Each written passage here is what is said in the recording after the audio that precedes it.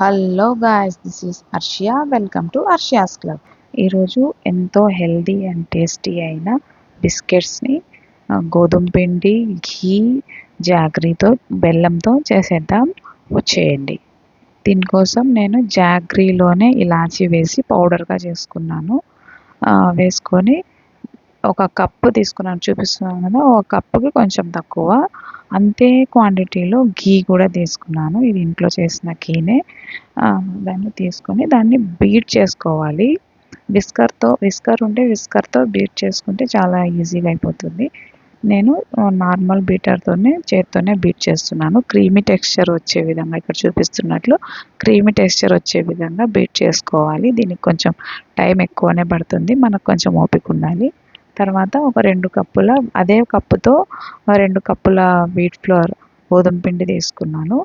గోధుమ పిండి తర్వాత ఒక 2 టేబుల్ స్పూన్ల శనగపిండి తీసుకున్నాను. ఇవన్నీ మనం ఒక స్ట్రెయినర్లో వేసుకోవాలి.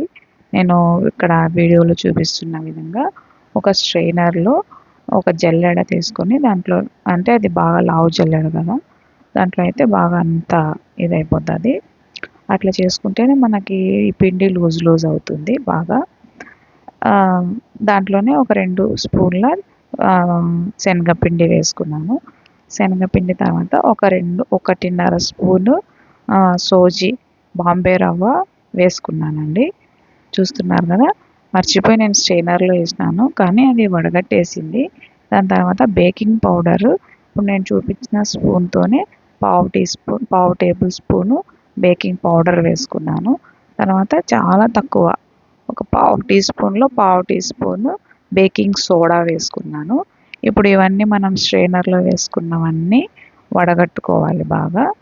గిన్నెలో వేసుకునే విధంగా వడగట్టేసేసి మనం చేత్తో నీట్గా మెల్లిగా, అంటే పైన అది ఎక్కువ ప్రెషర్ వేయకుండా కలుపుకోవాలన్నమాట. ఘీలో అంతా కలిసే విధంగా.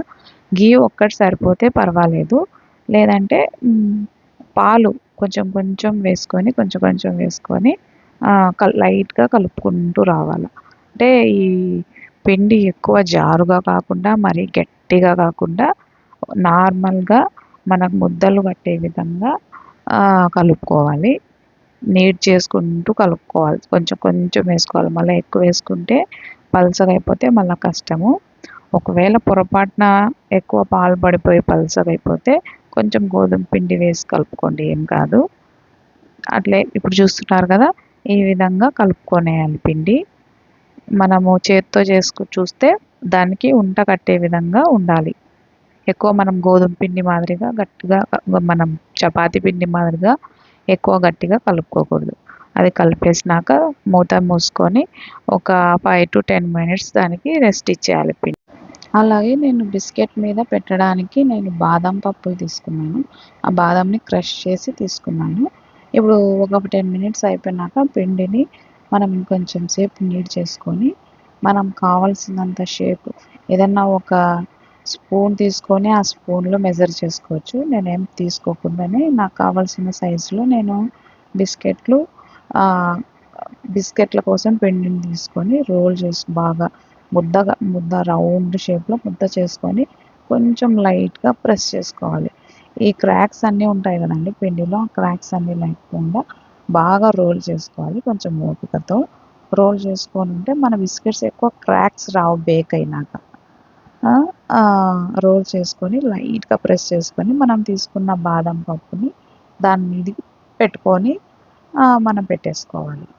నేను బాదం పప్పు తీసుకున్నాను, లేకపోతే ఇంట్లో ఉన్న మన డ్రై ఫ్రూట్స్ ఏమన్నా తీసుకోవచ్చు, లేదా నార్మల్గా ప్లెయిన్ బిస్కెట్స్ కూడా చేసుకోవచ్చు. ఏం బాగుంటాయి, ఇలాచీ వేసినాం కదా మనం, ఇలాచీ ఫ్లేవర్తో స్వీట్గా బాగా నైస్గా మనము బేకరీలో తీసుకున్న బిస్కెట్స్ మాదిరిగానే ఉంటాయి.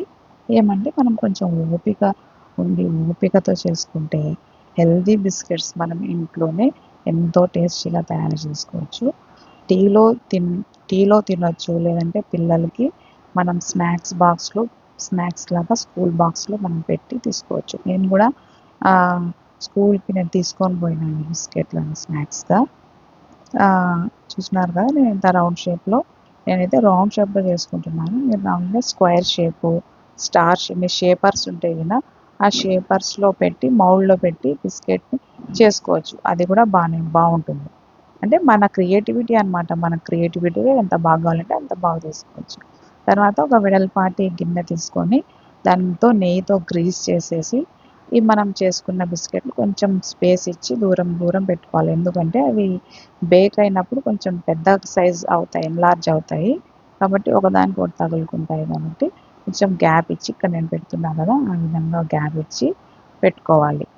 పెట్టుకొని మనము స్టవ్ మీద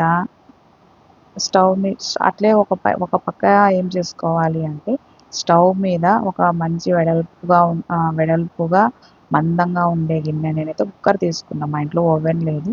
కుక్కర్ తీసుకొని దాంట్లో ఒక స్టాండ్ పెట్టుకొని దాన్ని మూత మూసి ప్రీహీట్ చేసుకోవాలి. ఒక 5 మినిట్స్ అన్న ప్రీహీట్ చేసుకొని మనం ఈ తీసుకున్నాం కదా, ఈ వెడల్పు మనం బిస్కెట్ల ప్యాన్ తీసుకున్నాం కదా, ఆ బిస్కెట్ల ప్యాన్ దాని మీద పెట్టేసి మంచిగా మూత మూసి 5 to 10 మినిట్స్, అంటే మనం చేసుకున్న సైజ్ని బట్టి మనము పల్సగా చేసుకుంటే బిస్కెట్లు 5 నిమిషాల కంటే ఎక్కువ కాదు బేక్ అవ్వడానికి.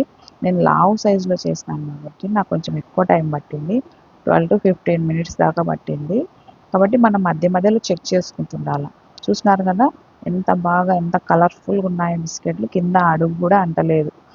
చాలా టేస్టీగా ఉన్నాయి. మీరు కూడా తప్పకుండా ట్రై చేయండి.